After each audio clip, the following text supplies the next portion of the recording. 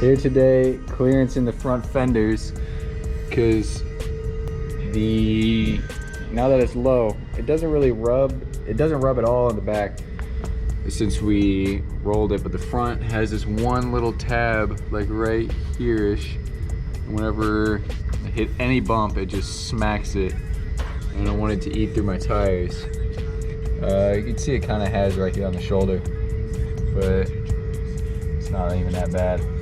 I'd rather just not have it at all. So I'm just gonna heat it and lift it up, heat up that tab and just bash it in. So the tab I'm referring to is this one and this one. Every time I hit any bump, it just smacks down. You can see it's already the tire's already pushed it back pretty far. But I'm gonna just make it completely clear. Just bend it all the way back until it's flush with the actual fender itself. That is just the only one, those two. Gonna have to do it on both sides. Heating up the one, make it easier to bend back and so I don't crack the paint. Even though there's a little bit of rust there, I need to cover that up with a paint marker. That must have happened recently.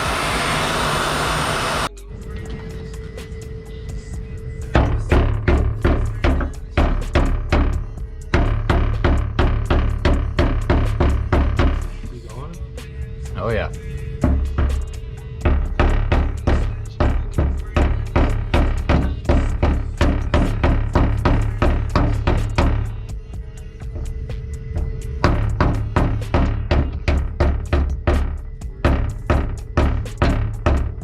I would prefer to use a fender roller, but it's just these two little tabs, so it doesn't really matter.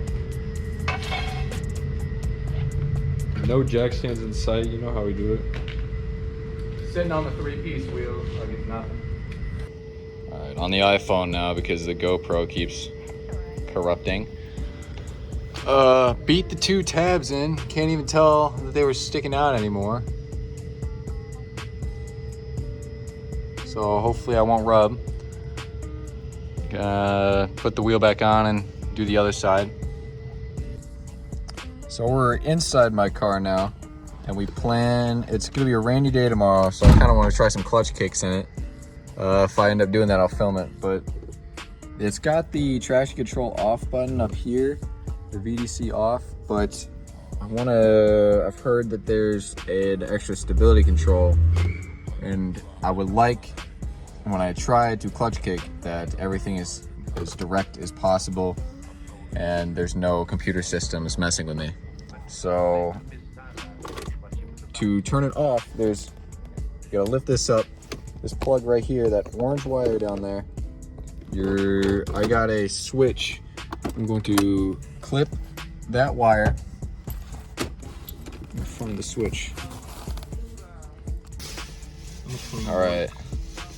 So I just got a regular 2-prong on-off switch, and I'm just gonna straight up wire it to it. And then find a nice place to put this. Probably would be nice to do right here. Oh, we're gonna cut a fancy hole like that. That sounds good. Might as well. I'm currently making the tray to hold it. This is the cover for the bolt where you tighten the handbrake. You just pop this out, you can tighten the handbrake, but it's up in the cup holder, and this is like the perfect spot for it. So it's nice and hidden. Yeah. Do a little bit more trimming and it should be good.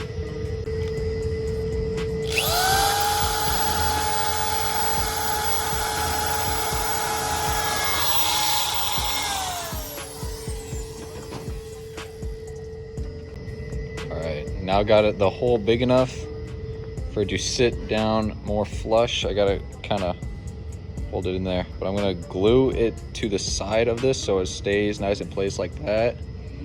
And then with this actually in the cup holder, the cover should still be able to close over it, which if I can do that, that would be awesome. That's the goal. All right, here, next day in the G. Oh. All right, here next day. Here next day in the G, got the switch all wired up.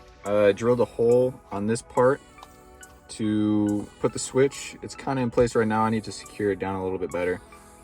But I put it right here because the wires that I had to tap into were just right under it.